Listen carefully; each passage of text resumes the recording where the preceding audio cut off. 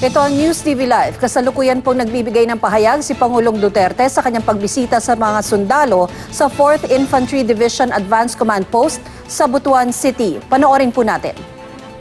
And always, for those guys who pass by my place, may rapport talaga ako sa kanila.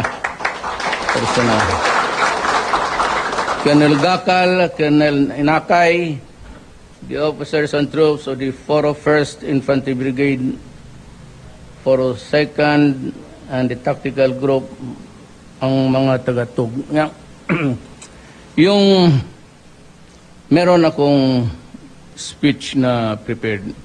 I do not usually read speeches prepared by Malacanang. But maganda kasi ang pagkasabi. So I've decided just to read it and maybe add something to it if there's anything. Securing our nation's peace and security, especially in these trying times, is indeed a formidable task. I thank our uniformed men and women across our regions for helping the government accomplish the crucial mission of protecting our people and territory. I personally came here to show support and express my most sincere gratitude for the heroism of our soldiers. I recognize the efforts of our troops here at Camp Bangkasi in combating insurgents in your area of operation. Your work has been made even harder due to the presence of some forces of the new People's Army in Agusan del Norte, Agusan del Sur, and Misamis Oriental. I thank you for your contribution to the strong resolve to end the scourge of illegal drugs in our society. The problem has been hindering our progress as a nation.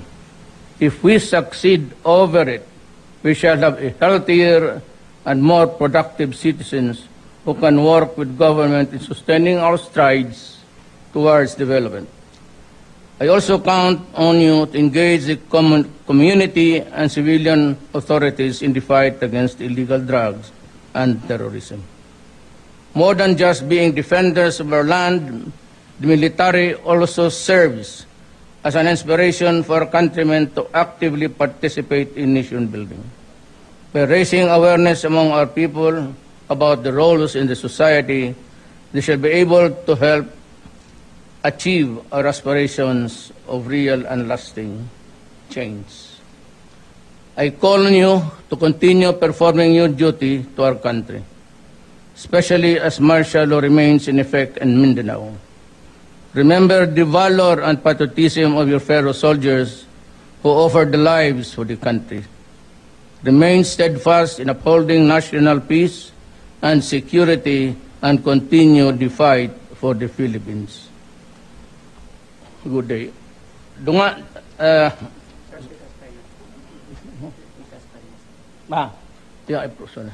could the officer CO give the tikas pahinga?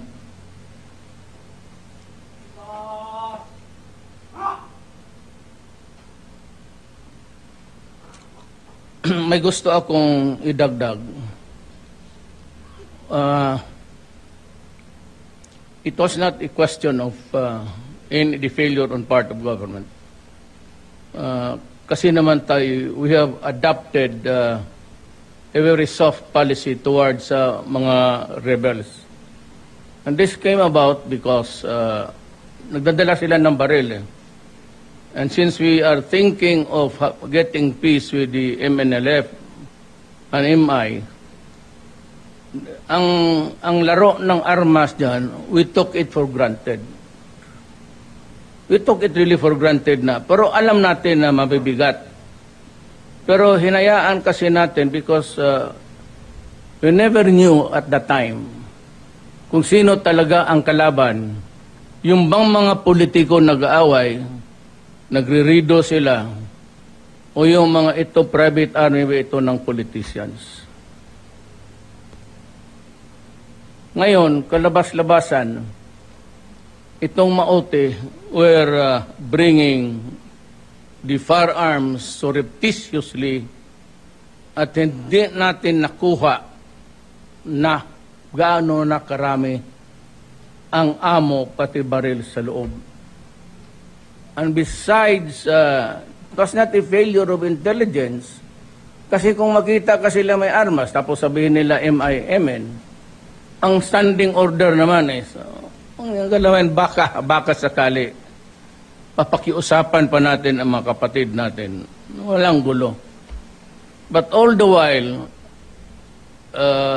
itong Maote, with the connivance of the politicians there, yung mga warlords, were stockpiling. Kaya hindi ba ubos yung M203 na bala at napakarami. Magputok ang isa ng gobyerno, dadagdagan na ibabalik sa 5. So parang endless supply when Maote rose to fight against government.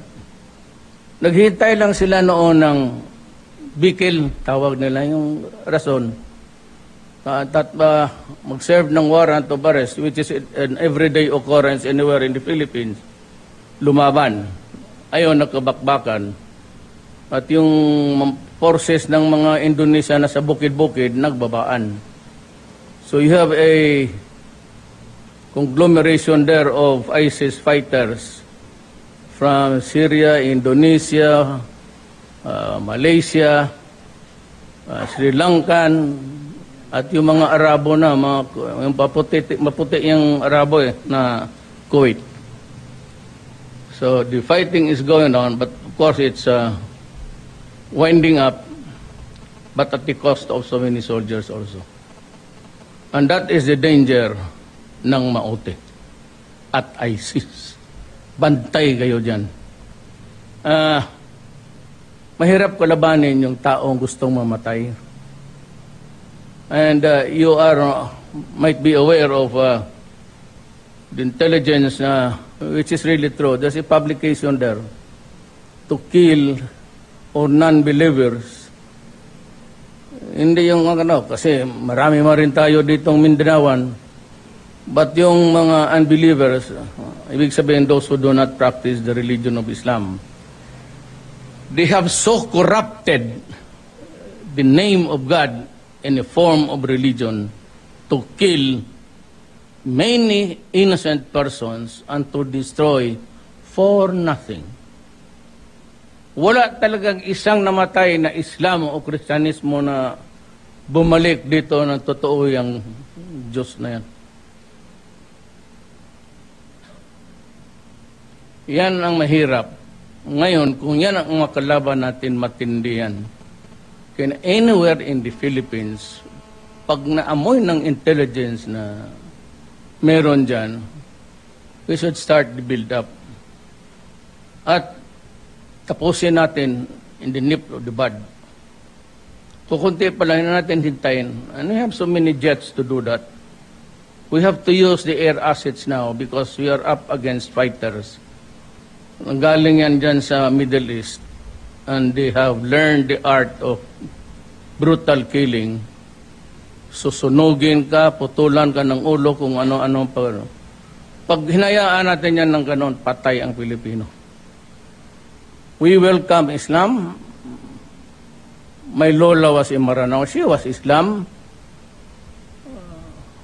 Ang tatay ko, tatay niya, ang nanay ko, Chinese, pero pa Islam.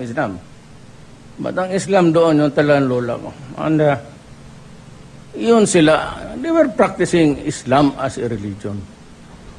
Itong Islam na imported ng ideology galing sa Middle East, anak ka ng... Talagang wag tayo magpauna dito. Makakaproblema tayo in the magnitude of Marawi. Mauna na lang tayo and let us just resolve any problem or problems afterwards. We can discuss it. How to improve and how to lessen the force that is needed. Hindi tayo magdalawang isip dito kasi mahirap. Ngayon, alam ko na you bear the brunt of fighting the war. You are the armed forces of the Philippines. Ang masabi ko lang sa inyo, you have kasama ninyo ako sa lahat na bagay. in all of your mga kailangan ninyo, may priority kayo sa gobyerno ngayon. Lahat ng kailangan ninyo, kung maibigay ko, ibibigay ko. At saka hindi na ako magbili ngayon ng mga air assets na second hand. Either I buy it on long-term grant, whatever, basta hindi na ako magbili. At saka yung mga baril natin must be war-grade materials.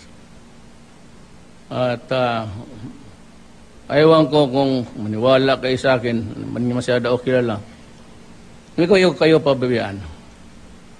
Sabi ko nga noon sa inyo, I will try to see that mga anak ninyo, hindi yan sabihin na matay kayo na buhay. Na buhay o patay, there will be money to support all your children to school. Ngayon, ang sinabi ko, I'm looking for that billion. Meron na akong na-target na 20 billion. Pag alis ko sa pagka-presidente sa gobyerno na to, if I can have 50 billion trust fund, bangko ang magpatakbo, central bank, no order. Kasi yung iba na, nawawala yung pera.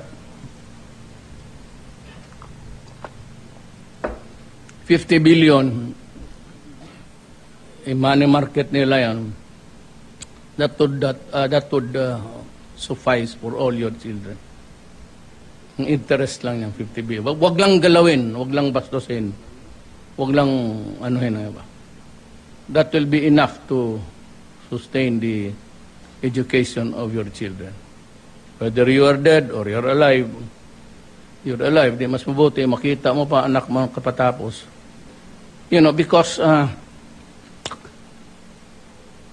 at age 56 mag-retire kayo.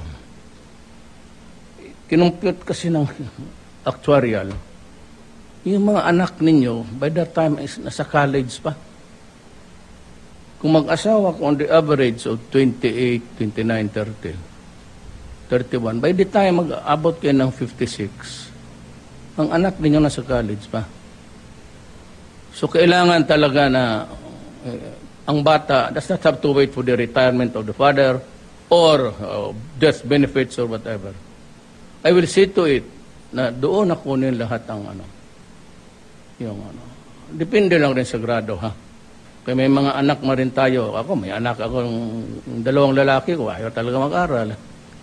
So, hindi natin sayangin. But for those children of yours, ours, who want to be educated, wala kayong problema. I promise you, I will have that 50 billion before I step down as the President of this Republic.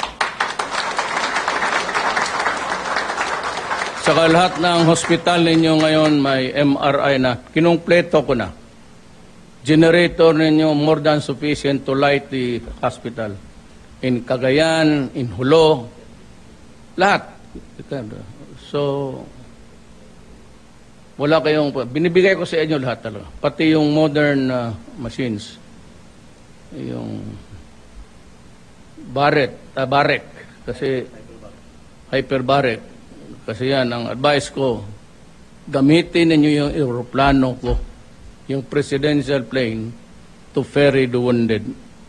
Kasi kung medyo magkaso ng signs of gangrene, kung madala lang kayo doon within the next mga 6 hours, okay pa, ipasok ka doon. Yung, chamber ng bench, yung mag-dive na maaga yan, pero for medical. Nagbili ako niyan. So kung yung kayo may ganon, infection na set in, tapos hindi makontrol ng antibiotic, you go there and you will have your self-treated. Maganda yan. Alam ko yan kasi ako, kandidato ako yan. So yan ang mapangako ko sa iyo. Wala kayong mareklamo na kulang. Kima baril, kima bala, hindi kaya noon. Wala kayong hingi na inferior quality. Always. Sabi ko kay Secretary Lorenzana, only the best. And, sabi ko sa COA, wag silang makialam dyan sa lowest bid. Kalukuhan yan. The lowest bid actually is the source of all corruption. Pababaan ng pababaan, kung sino yung may sabi, sir, hati tayo sa kita, mananalo siya. So ang kikitain niya, yun ang ibigay pa niya. Yan yung mga bid-bid na yan, kalukuhan. Ang tagal at tanggal niyan sa gobyerno. Ako hindi ako maniwala niyan. Sabi ko, gusto ko war-grade materials. Wala akong bidding-bidding basta kailangan ng military armed forces. Police. Kasi importante yan na pag-away kayo sa kalaban, kontento kayo. Baka sakali, at least ang gobyerno papasok. And I'll make sure that your son will be a good soldier someday. Maging general din. Kaya sila makilala ko, Delphine Lorenzana, matagal na akong mayor sa Davao. Dinala niya yung Scout Ranger, 2nd Regiment? Battalion. Doon kami nakakilala, kaya siya yung kinuha ko ng Defense Secretary, and all other. Pero wala akong masabi sa mga opisyal ninyo. Talagang kung magsalita kami sa mga problema, galing talaga sa puso. Sir, ganito yung, sige. Richo, Baski, anong hingin? Sige, go. Basta para sa inyo. Ang ano ko lang is, just be a clever soldier.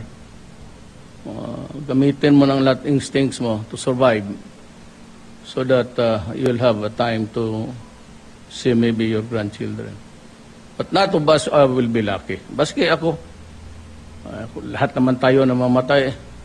When, that is the problem. But it is up to God to make that call, not tayo. Kapag panahon na, then let's attribute it to God. He writes our destiny. Kung hanggang dyan lang tayo, hanggang dyan lang tayo. Including all of us in this all. As long as you're a human being. So I am filled with nice feeling. I love you all. At mahal ko kayong lahat. Nasasaktan ako pagka may nadisgrasya. But ang konsuelo ninyo, hindi kayo madihado sa armas at sa lahat. Lalo na sa pangailangan ninyo. At alam ko ang nasa ulo ninyo, always ang pamilya ninyo. Kaya dyan ko umpisahan yung mga programa ko para sa mga pamilya ninyo. Kung magkapera nga, kung mayroon pa, wala yung DTI dito. Yung small scale industries, mga small business. Gusto ko sumali lahat ng mga asawa ng sundalo dyan. Bigyan ka ng pera, but you have to attend a seminar para kung paano dalhin yung pera, paano pagnegosyo. Because you are always there, out in the fields. Ang isip ko rin, nasa inyo lang palagi kung paano ko mapaganda at maprotektahan kayo. I talk from the heart, hindi ako bulador. Bastos tuloy ang bunganga ko, pero when I say that, it is all with sincerity. Maraming salamat po.